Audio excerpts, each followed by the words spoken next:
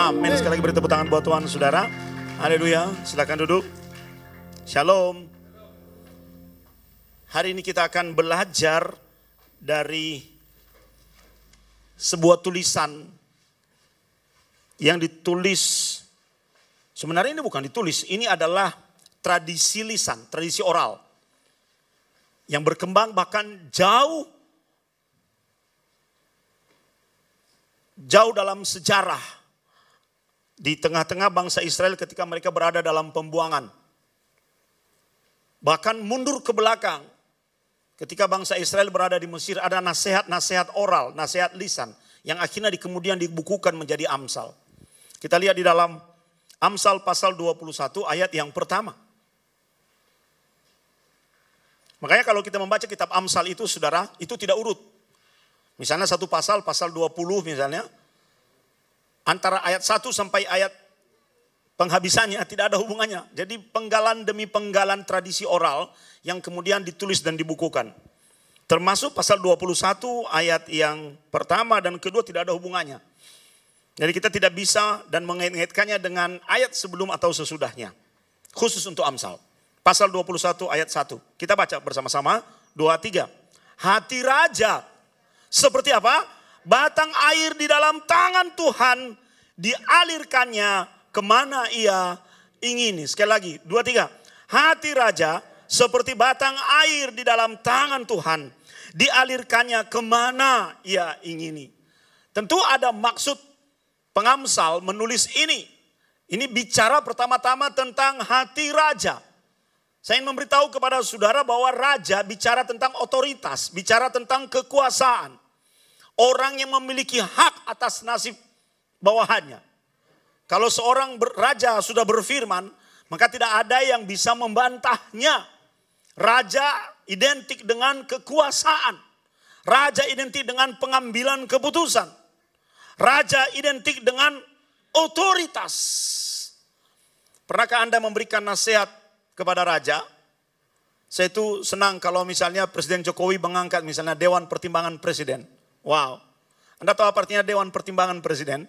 Mereka adalah orang-orang yang memang dipercaya untuk bisa memberikan masukan yang netral, bermanfaat, positif, bukan masukan-masukan destruktif kepada Presiden. Mereka adalah orang-orang terpilih, mereka bukan orang sembarangan. Jadi orang-orang yang berada di samping raja, orang-orang yang berada di samping pengambil-pengambil kekuasaan tertinggi adalah orang-orang yang sebetulnya bisa berdampak kepada raja. Bisa mengubah keputusan raja. Jadi tidak main-main posisi ini. Makanya orang senang berada dan berfoto di samping seseorang yang sedang memiliki kekuasaan. Orang senang memasang fotonya.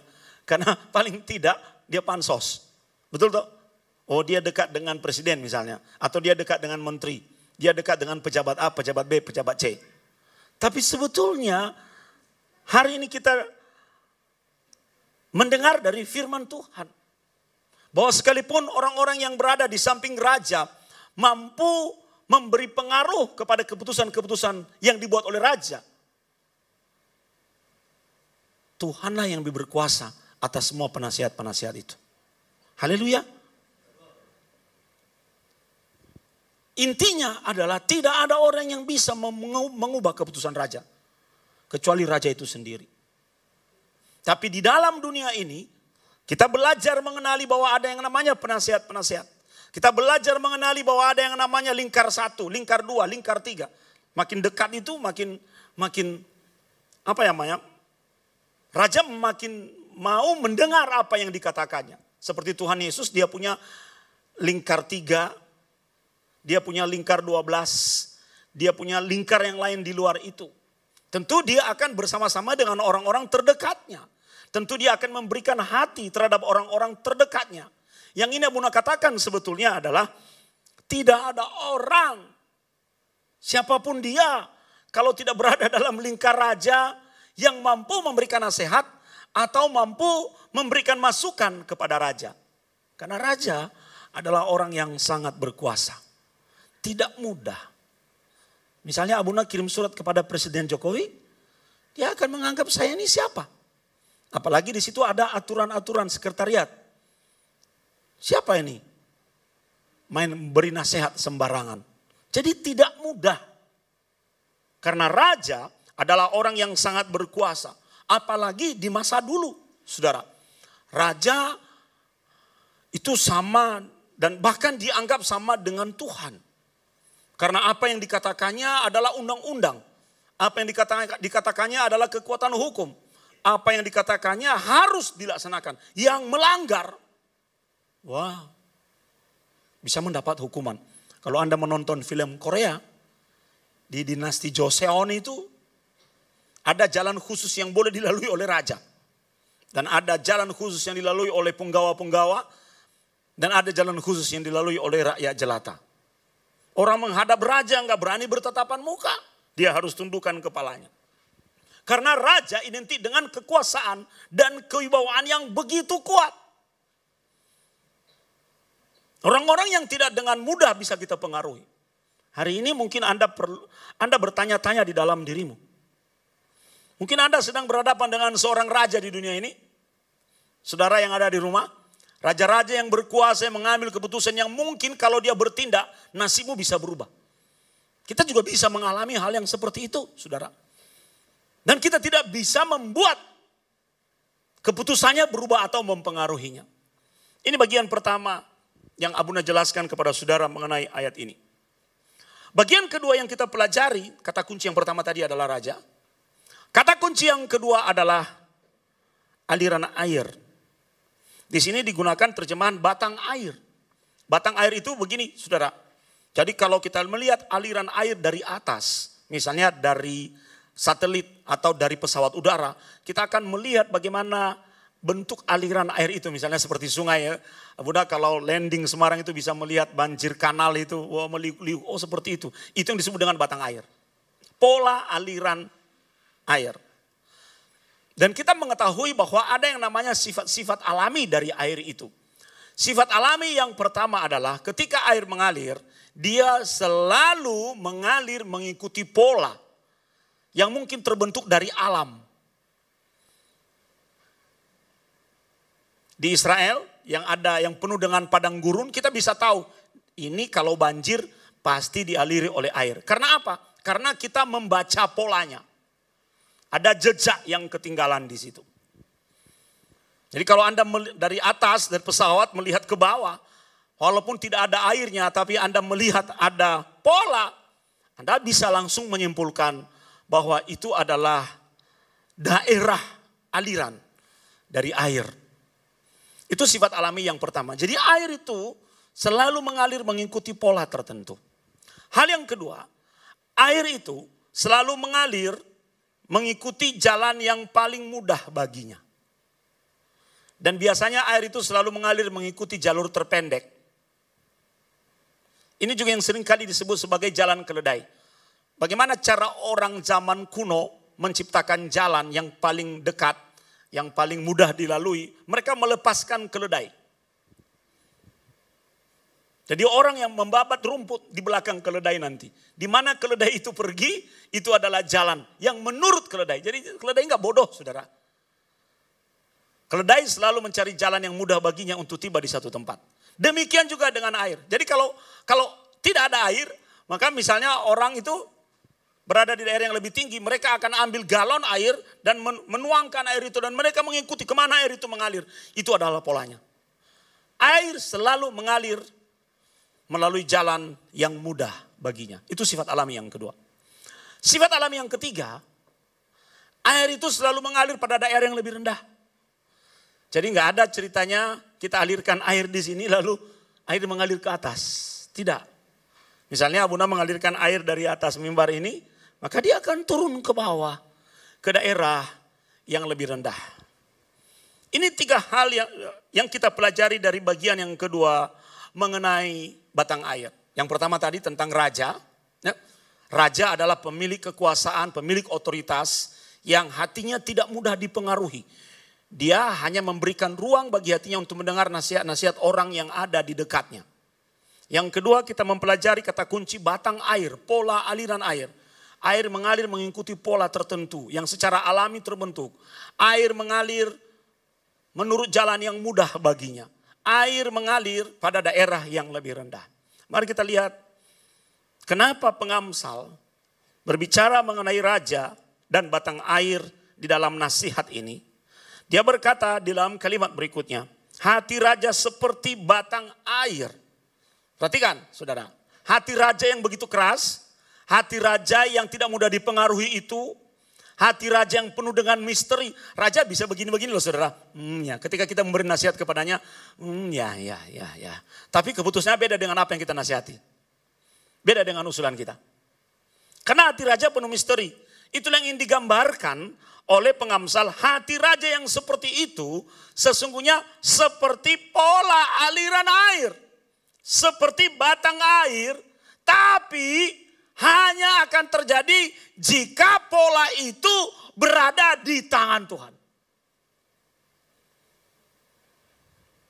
Hati raja seperti batang air di dalam tangan Tuhan. Masih belum jelas di situ saudara. Lalu kalau ada di dalam tangan Tuhan bagaimana? Ada kalimat berikutnya yang menjelaskan pernyataan itu. Dialirkannya kemana ia ingin. Berarti kalau hati raja ini berada di tangan Tuhan, dan itu digambarkan seperti pola air, maka Tuhan mampu membelokkan arah air itu ke tempat di mana yang ia suka. Kita tadi sudah mengerti ya, bahwa raja itu tidak mudah untuk dipengaruhi. Amin. Dan digambarkan seperti batang air. 3 sifat alami batang air itu adalah pola yang sudah tercetak. Kalau memang cetakannya begitu ya begitu. Nggak mudah mengubah pola aliran air, saudara. Tidak mudah mengatur air dan berkata, aku pengennya kamu mengalir ke sana. Air selalu mencari jalan yang mudah baginya. Dan kita tidak bisa melawan sifat alami air.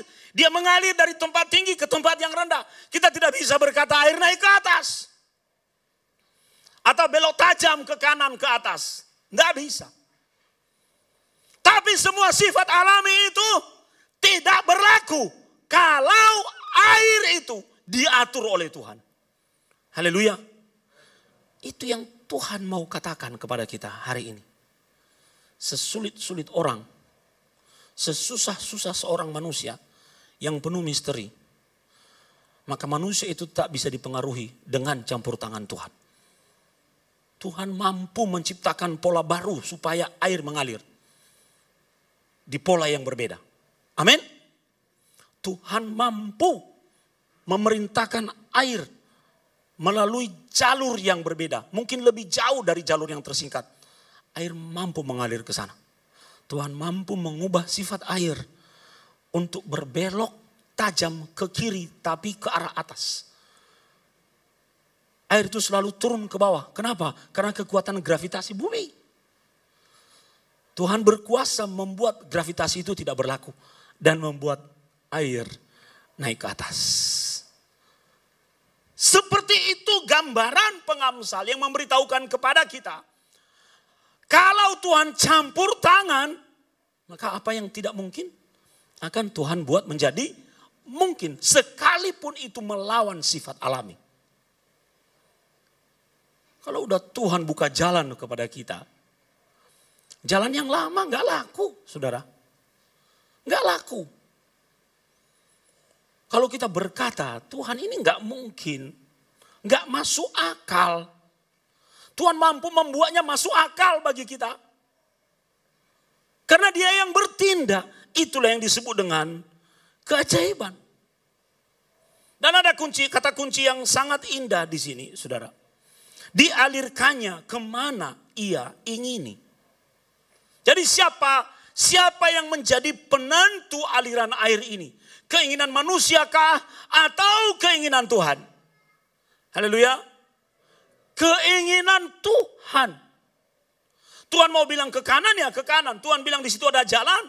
Walaupun sebelumnya tidak ada jalan, Tuhan buka jalan.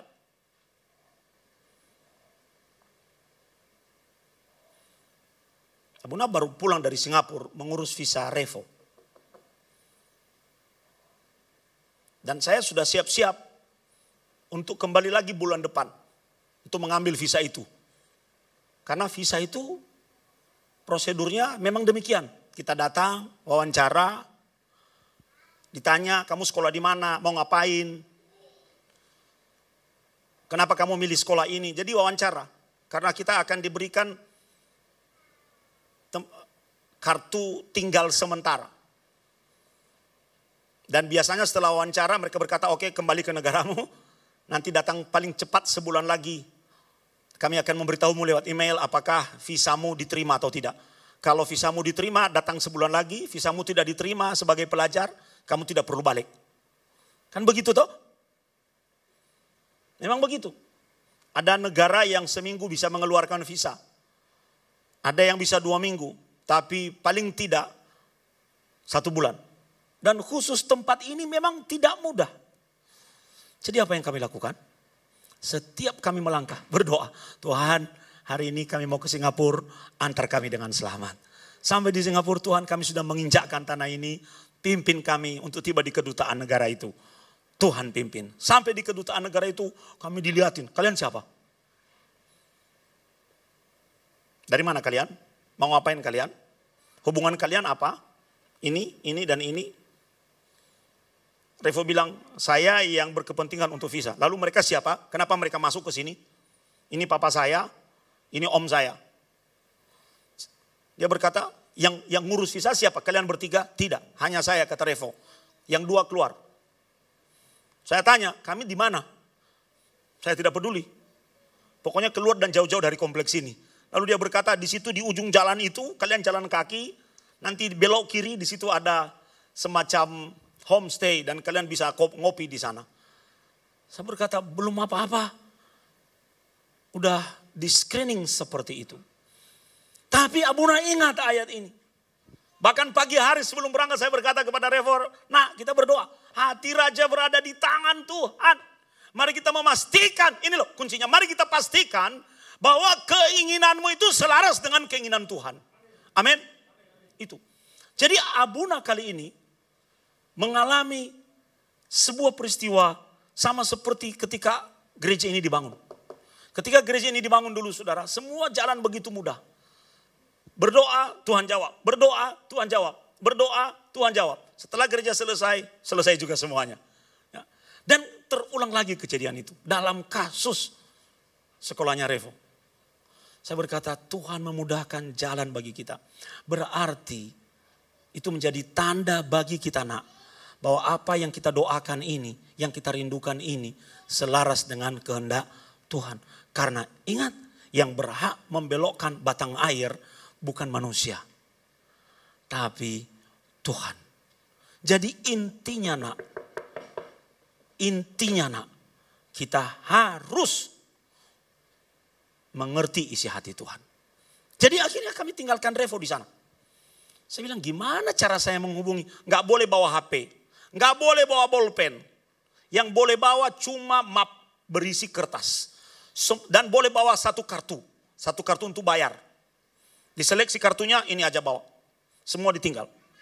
Saya bilang gimana ini? Ini gimana? Semula saya tidak mau ikut. Hemat ongkos. Anda tahu hemat ongkos? Karena harga pesawat gila-gilaan. Dari Jakarta ke Singapura itu gila. Saya berkata kamu aja berangkat. Nah kita hitung-hitung lagi di atas kertas. Nggak mampu kita. Saya berkata kita lewat Batam. Nanti papa tinggal di Batam, kamu nyebrang ke Singapura. Dari Singapura kasih kabar, tidak boleh bawa HP lah. Ini anak gimana tidak bawa HP? Mau dititip di mana di Singapura sama siapa? Apa titip di parkiran pinggir jalan? Ini kalau ada apa-apa gimana? Akhirnya saya bilang saya berangkat, saya ikut. Ternyata pintu masuk Singapura lewat feri ditutup. Hanya cuma lewat 1 pintu di Batu Merah. Dan saya belum pernah ke sana. Piye. Dan katanya itu jauh. Batu Merah itu dekat Bandara Changi, saudara. Saya biasanya di Harbor Front. Enggak tahu jalannya gimana. Tiba-tiba loh Tuhan tolong itu. Kalau Tuhan sudah terlibat. Anak rohani Abuna dia berkata, Abuna saya mau ngantar kalian. Dia orang paling sibuk. Dia berkata aku mau ngantar. Oke, diantar. Sampai di bandara saya lupa Tuhan. Sampai di tempat ferry. Saya bilang, saya belum tukar dolar. Jadi saya nggak punya uang. Uang saya rupiah semua. Dia berkata, tenang, kita masih ada uang. Dia bilang begitu. Nanti pakai uang saya dulu. Akhirnya kami sampai ke sana. Naik Grab. Naik Grab ternyata harus cepat-cepat di sana. Karena ini agak jauh. Jadi berlomba. Makin duluan di depan. Untung semua surat-surat sudah diisi dari Indonesia. Lalu ketika sampai di sana, paspor dicap, lolos, cari Grab, langsung pergi ke sana. Di sana itu kedutaannya agak terpojok, saudara. Jadi kami jalan kaki ke sana. Dilihat dari atas ke bawah. KTP langsung diambil. Setelah itu akhirnya dia berkata kalau tidak bertiga hanya satu orang, maka yang dua tidak boleh ada di sini. Ya, kami diusir. Terus saya tanya lagi, dasar orang Indonesia toh, boleh nggak foto di depan gedung kedutaanmu? Nggak boleh. Nggak boleh. Ya sudah kami jalan aja. Kami tinggal Revo di dalam. Kami tunggu 3 jam. Revo nggak keluar-keluar. Karena lihat situ. Saya ngomong kepada anak rohani saya, hati raja ada di tangan Tuhan. Tuhan akan membuat segalanya berjalan dengan baik dan lancar. Itu loh saudara. Perkataanmu dapat membuat sesuatu terjadi dalam alam roh. Amin. Masuk di kedutaan itu nggak main-main. Yang pertama berhadapan dengan petugas keamanan. Satpam dulu. Setelah satpam, petugas keamanan. Diwawancara. Jadi dia ambil, suruh berdiri. Dia bolak-balik ambil paspor. Dia lihat wajah. Lihat saya. Ditanya, kamu siapa? Kamu datang ke sini sama siapa? Jam berapa kamu nyampe Singapura? Kamu lewat apa? Kamu ada sesuatu yang menitipkan kamu di jalan gak? Ada yang menyuruhmu pergi ke sini, coba buka kantongmu. Udah dikeluarin semua, periksa lagi benar ada gak? Tas di scan bolak-balik dan sebagainya. Lama itu, di screening saudara. Setelah lolos, baru masuk ke dalam. Di dalam ada 2 orang yang wawancara. Bad cop, good cop. Satu yang baik, satu yang nyerang. Yang satu baik, yang satu jahat. Disikat terus. Dan tidak diberi waktu untuk berpikir. Siapa namamu? Margamu siapa? Zaluhu itu apa? Bapamu kerja apa? Pastor itu apa? Jadi tidak ada jeda untuk berpikir.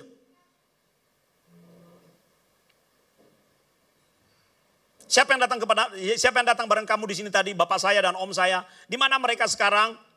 Aku tidak tahu, kata Revo. Tanya pada satpammu yang ngusir mereka keluar. Satpamnya dipanggil, saudara. Ya. Jadi prosesnya begitu lama sekali. Kami nunggu. Tiba-tiba Revo berkata, dia hubungi. Pak, om, sudah selesai. Gimana hasilnya? Kan yang nunggu kan gak sabar toh. Memang Revo ini perlu anugerah khusus. Jadi saya udah bilang, Revo itu ya, kita nanti tidak bisa langsung tahu hasilnya. Dia akan cerita runtut dulu, baru dia akan memberitahu kita. Pi hasilnya po? Nanti Apok cerita katanya. Saiki pi hasilnya? To. Jadi kita nunggu jalan, kita nunggu lagi. Oh itu dia. Sampai anak rohani saya itu gak sabar, dia jemput Revo keluar. Vo, sini. Dasar orang Indonesia mau nyebrang sembarangan. Jangan, sana. Dia jalan lagi. Udah, dia duduk. Gimana hasilnya? Keluar enggak? Kapan lagi kita balik ke sini? Dia berkata, sebentar, aku tak pipis dulu. Kita yang nunggu itu udah 3 jam. Dia pipis lagi. Lalu dia duduk lagi. Pipo? Apa tak cerita? Cerita dari runtut awal sampai akhir. Terakhir dia keluarkan paspornya. Dia berkata, tidak masuk akal Pak. Saya dapat visa. Visanya visa maksimal yang bisa dikeluarkan oleh kedutaan. Minta kemuliaan buat Tuhan, saudara. Itu prosesnya. Diberi visa. Dan itu tidak mudah. Semua orang yang saya ceritakan pada telepon. Pierson, visa anakmu gimana? Udah keluar? Yang benar? Udah. Boleh foto enggak? Enggak boleh. Kok bisa keluar? Saya juga enggak tahu. Tidak masuk akal. Memang tidak masuk akal. Tapi saya berkata, itu loh. Kalau hati raja berada di tangan Tuhan. Amin. Jadi apa yang perlu kita kerjakan? Setiap kita masih memiliki rajanya sendiri-sendiri. Amin. Setiap kita dalam kehidupan ini pasti menjalani fase-fase Atau momentum-momentum di mana kita berhadapan dengan raja yang akan mengambil keputusan dan bisa mengubah hidup kita. Dan poin penting yang perlu kita pelajari dari pernyataan ini, jangan pernah mengandalkan dirimu sendiri ketika engkau berhadapan dengan raja. Jangan pernah engkau mengandalkan koneksimu dan merasa engkau mampu, merasa engkau bisa dengan segala yang ada padamu. Ingat loh, raja itu memiliki otoritas dan kekuasaan, mampu mengubah nasibmu, mampu mengambil keputusan yang merubah destinimu. Dan firman ini memberitahukan kepada kita terhadap pribadi atau situasi atau momentum yang seperti itu. Yang bisa kita lakukan adalah mengandalkan Tuhan. Ketika kami selesai mendapat berita itu, saya berkata, tindakan pertama yang harus kita lakukan adalah berdoa. Kami berdoa di situ. Orang-orang pada ngelihat, kami bergandengan tangan bertiga, berdoa, Tuhan terima kasih. Kami kembalikan semua ini untuk hormat kemuliaan. Karena Engkau sudah menciptakan aliran baru. Amin. Aliran yang berbeda dari pola. Pola sebelumnya paling enggak 30 hari. Saya udah ngelobi teman saya. Mohon kalau kamu sibuk, nanti saya langsung dari Semarang ambil visanya kalau diterima. Paling enggak 30 hari lagi. Dia berkata, enggak Abuna, kita akan datang lagi, nanti kita cari lagi kesempatan. Itu pola yang lama. Kami tidak pernah berpikir. Nah kadang-kadang kita melihat pola itu saudara. Dan pola itu bukan merupakan pola yang final bagi setiap orang percaya. Amin. Karena Tuhan mampu menciptakan pola yang baru. Tuhan mampu menciptakan arah yang baru. Kalau perlu dia buat air itu tidak mengalir turun ke bawah. Tapi naik ke atas. Tuhan buka jalan. Apa yang tidak mungkin, Tuhan akan buat jadi mungkin. Itu yang memang disebut dengan tidak masuk akal. Maka jangan batasi cara Tuhan bekerja. Firman ini menceritakan kepada kita mengenai sebuah katakan benda dalam tanda kutip yang disebut dengan favor of God. Kemurahan Tuhan. Jadi bagaimana caranya agar Tuhan mengatur batang air kepada kita? Bagaimana caranya agar Tuhan membelokkan arah air dan menciptakan pola yang baru itu? Tempatkan dirimu di dalam kemurahan Tuhan. Favor of God. Agar apa? Orang yang berada dalam kemurahan Tuhan bisa peka terhadap isi hati Tuhan. Bukan hanya itu. Orang yang berada di dalam kemurahan Tuhan bisa menyampaikan isi hatinya kepada Tuhan. Tuhan sebenarnya adalah pihak yang tidak berurusan dengan kita loh. Kita berurusan dengan raja. Tapi kita tidak bisa langsung akses kepada raja. Kita akses Tuhan saja. Supaya Tuhan mengubah keputusan raja. Kadang-kadang kan kita mau langsung akses kepada raja. Menggunakan orang-orang di sekitar raja untuk mempengaruhi keputusannya. Hari ini saya beritahu kepada saudara. Itu cara dunia. Mari kita ikuti cara Alkitabiah. Untuk mengubah keputusan raja. Tidak dengan mendekati penasihat raja. Tapi kita mendekat kepada Tuhan. Orang yang berada dalam favor of God. Adalah orang yang ciri-cirinya pertama. Dia mengandalkan Tuhan. Amin. Amin. Ini kata yang sangat sederhana. Kata yang sangat sederhana. Tapi memiliki makna yang dalam. Alirannya enggak ke kita, tapi ke sono. Nah, orang yang mengandalkan Tuhan percaya bahwa Tuhan mampu membuat aliran itu tidak ke sana, tapi kepada kita. Haleluya. Karena hanya Tuhan yang mampu membuat aliran air berubah. Itu yang pertama, saudara. Di dalam favor of God. Apapun situasi, apapun kenyataan, realitas, empirik yang ada di depanmu. Anda harus lebih percaya Tuhan daripada kenyataan yang ada. Tidak masuk akal. Memang, nah justru kita yang mengejar yang tidak masuk akal itu. Jadi 3 jam nunggu itu paspor dikasih kamu. Nih paspormu udah jadi, visamu udah jadi. Nanti kalau kurang minta di negara sana. Ini yang maksimal yang bisa kami berikan kepadamu. Selidik punya selidik ternyata maksimal. Dan ternyata saya yang diselidiki saudara. Saya bertanya-tanya, kamu yang sekolah, kok bapaknya yang dicari tahu? Untung. Saya bilang hidup saya ini tidak sempurna. Untung baik-baik aja. Amin. Untung baik-baik. Jadi enak baik-baik aja saudara. Karena kita tidak tahu apa yang akan terjadi di depan. Nama Zaluhu itu apa? Family name. Apa artinya? Yang gak tahu lah. Masa tanya? Ditanya, dilihat Zaluhu. Mengandalkan Tuhan. Jadi saya tanya, Bu, jawaban-jawabanmu itu kok bisa begitu? Dia berkata, Pak, saya itu berdoa Pak. Tuhan, jangan sampai salah memberikan jawaban dalam wawancara. Jangan sampai salah. Tuhan kasih hikmat, hikmat, hikmat, dan hikmat. Itu loh. Mari kita belajar mengandalkan Tuhan. Amin. Orang mengandalkan Tuhan itu seperti ini. Seperti ini. Jadi dia pegangannya cuma satu. Hanya Tuhan. Anggap ini Tuhan, pegangannya cuma satu. Dia tidak pegang tangan yang lain. Tangan yang lain tidak memegang yang lain. Kalau perlu dua-duanya. Pokoknya hanya satu patokannya. Hal yang kedua, saudara. Itu akan membuat aliran air mengalir kepada kita. Amin. Karena kan Tuhan yang mampu membuat aliran air bergerak, berubah, berpindah menuju kita. Hal yang kedua, ingat sifat alamiah air kembali. Air selalu mengalir dari tempat tinggi ke tempat yang rendah. Mari kita belajar humble.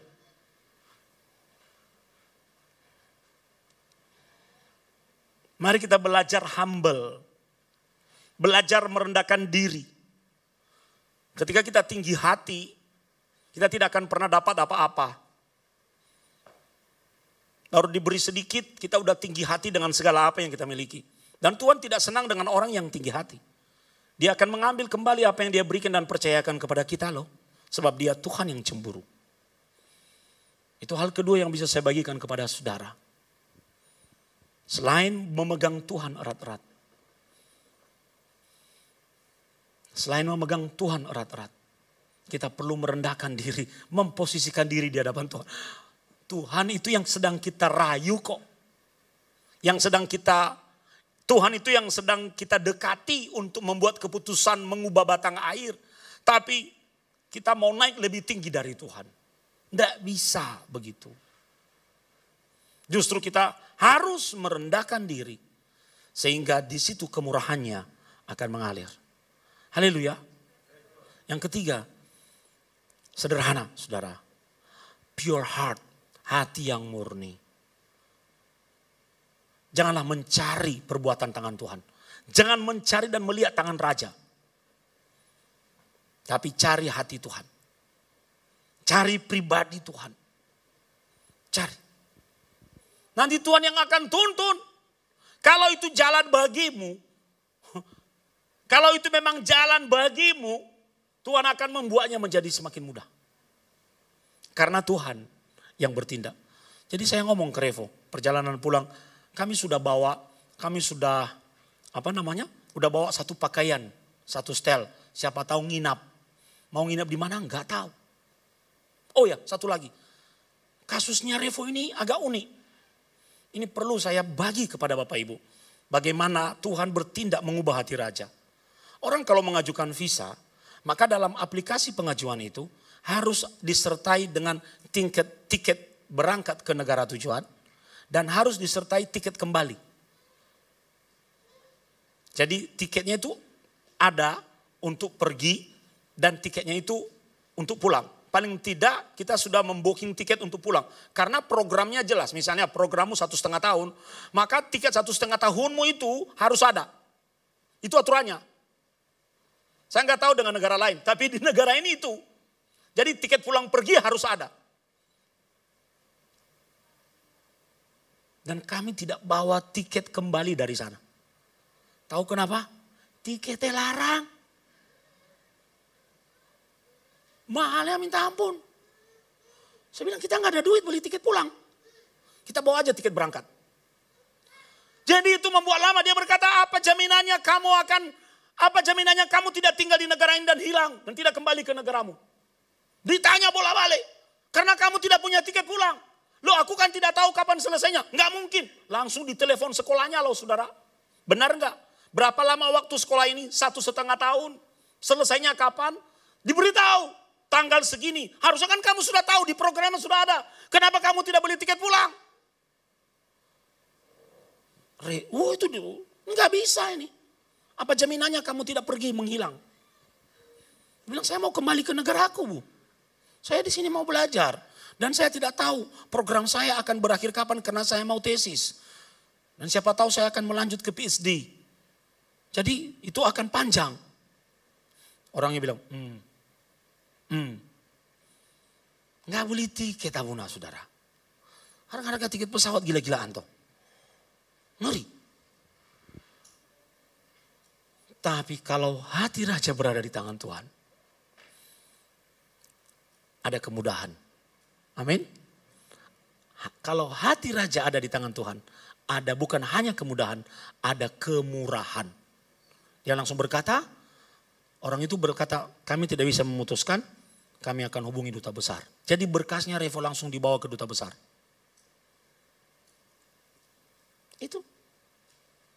Tidak lama kemudian yang keluar yang good cop. Yang bad cop gak keluar lagi. Matanya udah senyum kata Revo. Keluar dari duta besar, ya dia berkata, sini kamu bayar dulu visamu di sana. Bayar visa di sana, lalu Revo selesai, baru dia serahkan paspornya. Jadi rupanya semua berkasnya Revo sudah dikirim ke kedutaan itu. Jauh-jauh hari sebelum Revo datang. Dan mereka diberitahu nanti akan ada orang bernama ini untuk aplikasi visa. Dan itulah cara Tuhan. Kalau Tuhan yang bekerja, maka dia akan membuat segalanya menjadi mudah. Tapi kita baru tahu mudahnya setelah kejadian. Amin. Ya. Kita baru tahu betapa mudahnya setelah peristiwa terjadi. Jadi hari-hari ini ketika Anda sedang menghadapi jalan yang sulit, jalan yang terjal, juga saudara yang ada di rumah, jangan ngeyel, jangan ngomel-ngomel, tetap pegangan sama Tuhan, tetap rendahkan dirimu, dan tetap miliki hati yang murni di hadapan Tuhan. Nanti Tuhan akan menyelesaikan dengan caranya sendiri. Pak Dodi maju ke depan. Haleluya. Berikan tepuk tangan buat Tuhan. Mari kita baca kembali Amsal pasal 21 ayat yang pertama. Kita nyanyi sebuah lagu lama. Kau selalu punya cara untuk menolongku. Tolong dicari teksnya. Kita baca kembali Amsal pasal 21 ayat 1. Hati raja, 2-3. Hati raja seperti batang air di dalam tangan Tuhan, dialirkannya kemana ia ingin. Letakkan kedua tanganmu di dadamu, tutup matamu.